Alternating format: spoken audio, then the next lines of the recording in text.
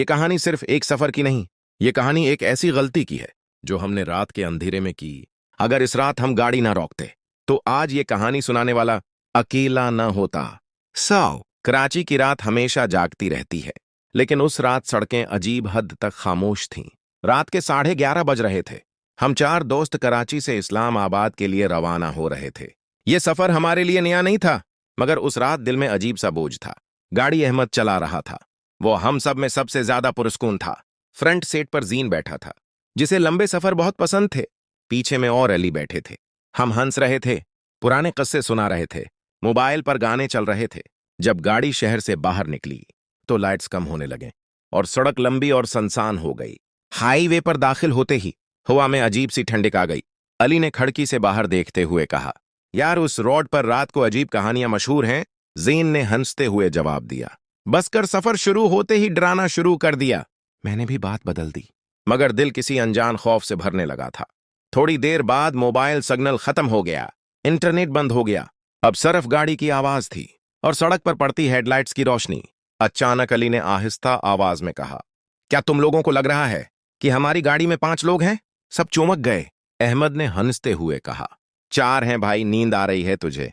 मगर अली खामोश रहा। उसका चेहरा पहला पड़ चुका था। मैंने उसकी तरफ देखा, उसकी आंखें कांप रही थीं। इसी लम्हे गाड़ी के पीछे से ठप ठप की आवाज आई। अहमद ने ब्रेक लगाई। जीन ने घबरा कर कहा, यह आवाज कहां से आई? सब ने पीछे देखा। सड़क बिल्कुल खाली थी। अहमद ने गाड़ी दोबारा चलाई। चंद मिनट बाद सड़क के किनारे एक सफेद कपड़ों में औरत नजर आई। वो सिर झुकाए खड़ी थी। जीन ने कहा, इस वक्त यहां औरत? मैंने फौरन कहा, रखना मत, लेकिन अहमद ने रफ्तार कम कर दी। औरत ने सिर उठाया। उसका चेहरा नजर नहीं आ रहा था। उसने आहिस्ता हाथ हिलाया। अली ने कांपती आवाज में कहा, भाई प्लीज गाड़ी मत रोकना। इसी लम्हे हमारी गाड़ी उसके सामने रख चुकी थी और हमें नहीं पता था कि यह हमारा सबसे बड़ा फैसला होने वाला है। हमने जिसे एक मुसाफिर समझा, वो हमारी गाड़ी में नहीं बल्कि हमारे दरमियान बैठ चुकी थी, और हमें उसका एहसास बहुत देर बाद हुआ। गाड़ी रखते ही वो औरत आहिस्ता आहिस्ता आगे बढ़ी। उसके कदमों की आवाज सड़क पर साफ सुनाई दे रही थी। वो बिल्कुल खामोश थी, न कोई सवाल, न कोई शिकायत। उसने पछली सीट की तरफ देखा। मैं और अली एक दूसरे की तरफ देखने लगे। औरत ने धीमी आवाज में कहा, मुझे इस्लामाबाद जाना है। उसकी आवाज में अजीब सी खंक थी, जैसे एक साथ 2 लोग बोल रहे हों। अहमद ने एक लम्हा सोचा और फिर दरवाजा खोल दिया। जैसे ही वो गाड़ी में बैठी, गाड़ी के अंदर हवा अचानक ठंडी हो गई। रेडियो बंद था, फिर भी कानों में एक सरसराहट सी आने लगी। औरत ने अपना बैग अपनी गोद में रखा। इसके बाल उसके चेहरे पर गिरे हुए थे। मैंने गौर से देखा, उसके पांव जमीन को छू ही नहीं रहे थे। मेरा दिल जोर जोर से धड़कने लगा। अली ने मेरे कान के करीब सरगोशी की। ये इंसान नहीं है, मैंने कुछ कहना चाहा, मगर आवाज गले में उटक गई। गाड़ी चल पड़ी। कुछ देर तक कोई नहीं बोला। फिर जैन ने खामोशी तोड़ते हुए कहा, बाजी आप अकेली उस वक्त यहां क्या कर रही थीं? औरत ने आहिस्ता से सर उठाया। उसकी आंखें बिल्कुल सियाह थीं, कोई सफेदी नहीं, कोई पलक नहीं, सिर्फ सियाही। अली चीख पड़ा। अहमद ने फौरन ब्रेक लगाई। औरत ने मुस्कुराते हुए कहा, डरने की जरूरत नहीं, मैं पहले भी उस सड़क पर आती रही हूं। इसी लम्हे रेडियो खुद बखुदान हो गया। इसमें एक ही जुमला बार बार आ रहा था, पीछे मत देखो, पीछे मत देखो। जैन ने घबराकर रेडियो बंद किया, मगर आवाज अब भी गाड़ी में गूंज रही थी। औरत ने मेरी तरफ देखा और आहिस्ता से बोली, तुमने मुझे पहचाना नहीं? मेरा जिस्म सुन हो गया। मुझे कुछ याद नहीं आ रहा था, लेकिन दिल कह रहा था कि ये चेहरा मैंने पहले कहीं देखा है।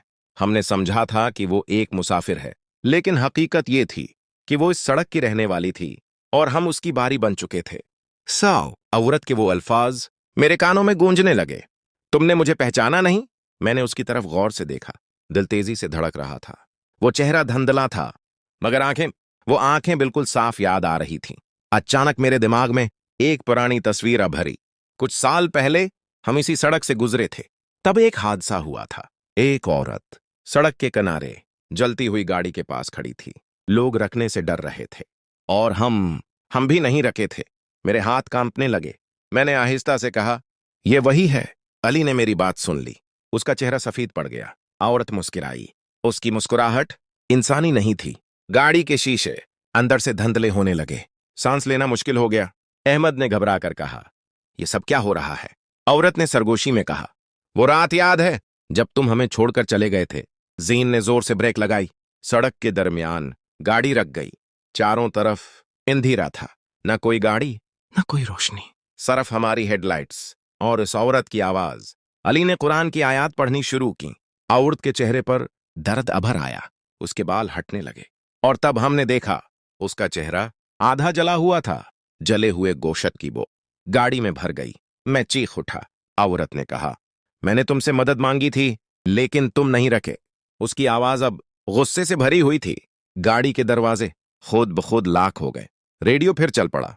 इस बार आवाज बदल चुकी थी, एक को मेरे पास छोड़ दो, बाकी चले जाओ। अली का सांस रख गया। उसने मेरी तरफ देखा, आंखों में आंसू थे। वो मुझे ले जाना चाहती है? मैंने उसका हाथ पकड़ लिया। नहीं, हम सब जाएंगे, औरत ने हंसते हुए कहा। कर्ज चुकाना पड़ता है। इसी लम्हे अली ने चीख मारी। उसका जिस्म आहिस्ता आहिस्ता सेट से ऊपर उठने लगा, जैसे कोई नजर न आने वाली ताकत उसे खींच रही हो। अहमद ने पूरी ताकत से गाड़ी स्टार्ट करने की कोशिश की। इंजन जोर से गरजा। औरत की चीख कान फाड़ देने वाली थी। लाइट्स बंद हो गईं और एक जोरदार झटका लगा। हम तीन तो इस रात बच गए, लेकिन जो पीछे रह गया वो आज भी इस सड़क पर मुसाफिरों को आवाज देता है और कोई नहीं जानता अगला नंबर किसका है। आंख खोली तो गाड़ी तेजी से चल रही थी। अहमद की आंखों में आंसू थे। जीन का चेहरा पसीने से भीगा हुआ था। मैंने पीछे देखा, पछली सीट खाली थी। अली वो वहां नहीं था। मैंने चीख कर उसका नाम पुकारा, मगर सिर्फ सड़क की आवाज आई। वो औरत भी गायब थी। रेडियो बंद था। हुआ नॉर्मल हो चुकी थी, जैसे कुछ हुआ ही ना हो। अहमद ने कांपती आवाज में कहा, वो अली को ले गई। किसी में बोलने की हिम्मत नहीं थी। हम सीधा इस्लामाबाद पहुंचे। सूरज निकल चुका था। लोग नॉर्मल जिंदगी में मसरूफ थे।